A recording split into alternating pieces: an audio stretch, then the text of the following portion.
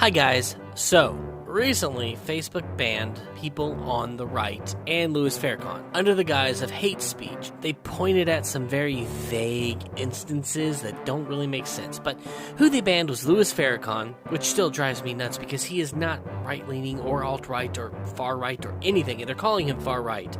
So Louis Farrakhan, which, by the way, that also pissed off Snoop Dogg. Go to his Instagram, he made some cool videos about it, sweet.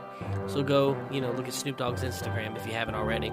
And who else was banned? Let's see. Milo Yiannopoulos, Paul Joseph Watson, Alex Jones, who was already banned from Facebook. So I don't get it. Is he like super ultra mega banned?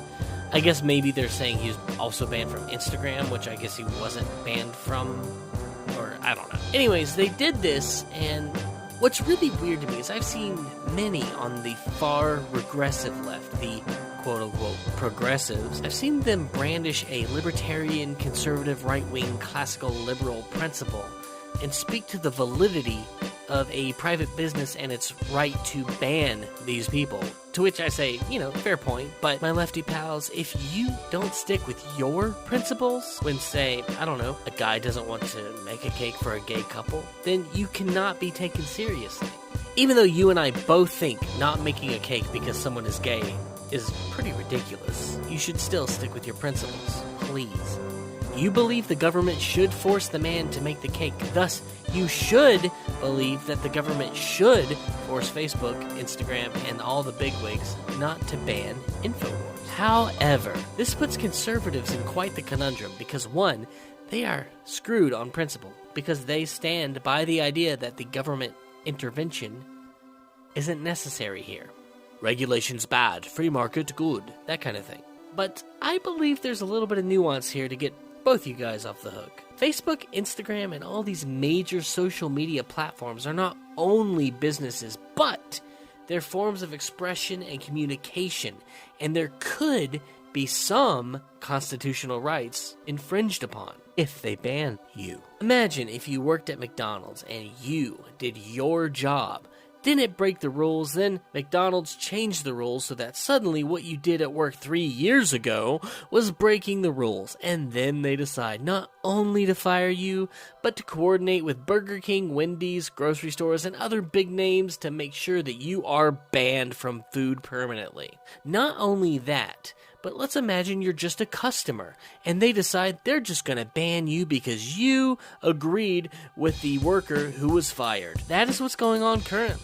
I don't like Alex Jones. In fact, I find him to be a vile piece of garbage whose only use is gay frog memes. I don't mind Paul Joseph Watson or Milo Yiannopoulos, but the point is, other than them being snarky conservatives, deplatforming them is the beginning of something bigger than us.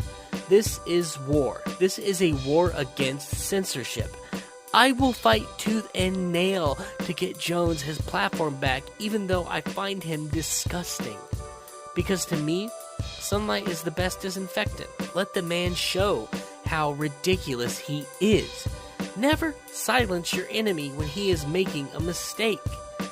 And the enemy isn't InfoWars and their particular brand of idiocy. The enemy is Zuck, @Jack, and that lovely woman we call Boss here on YouTube. I'm shining a light onto them and their actions. This is a definite, coordinated attack. They released this under embargo, which means they told the media that this was going to happen and didn't even tell the people they were going to ban. In fact, the media released the stories before half of these people had even been banned. They are deplatforming people based on their bias, their left-leaning rules, as Tim Pool so beautifully pointed out on Joe Rogan's podcast. And until you, dear viewer, look into your set of principles, question it all, and come back with a fist raised and a Diet Coke because we're all watching our figures, right? Ready to fuck up some major social media platforms alongside your political opponents with the same goals in mind? Well, until then, we all, every one of us, will eventually face the tyranny of censorship. What's the old poem? First they came for the socialists, and I did not speak out because I was not a socialist. Then they came for the trade unionists, and I did not speak out because I was not a trade unionist. Then they came for the Jews, and I did not speak out because I was not a Jew.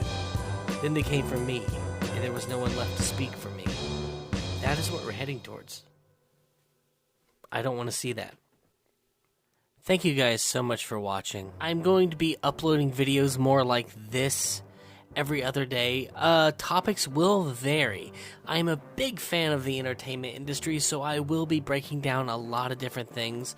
Once a month, I will put together a very well edited and high quality video like some of my previous ones that you've probably seen or probably haven't seen. I don't know. If we end up in a place where Facebook is basically stabbing itself in the gut over and over by these censorship rules, we will need other platforms. So you can follow me on Minds. I am also on BitChute. Of course, I am on YouTube, which obviously, you're watching this, so duh. I am on Snapchat. I am on Twitter. I will put all the links below, but it's basically just search Paul Alcohol, and you can find me on any of those websites. I am also on Instagram, and I'm making a sort of effort to upload more there, so I know. I put some confidence in you there, didn't I? I'm gonna upload on Instagram a lot more. Yeah. I'm Patrick Warburton now, for some reason. Oh, but no, I'm Michael Kite. And like Bernie Sanders, the top 1% of my websites are gonna go down because censorship is gonna control the world, and we're all gonna go down in a flaming ball of bullshit. So, anyways, guys, thanks so much for watching. I'm Paul Alcohol. You've just been... I wish I had something cool like Philip DeFranco where he's like, you've just been filled in. Like, shit. I can't be like, you've just been Paul Alcohol, bitch. Like, no, that doesn't make sense. Anyways, I've really enjoyed making this video, and I hope to see you guys on my next one, which should be out in a couple days. And let me tell you this, the topics are going to change drastically, but I hope you can follow along. Much love. Mwah.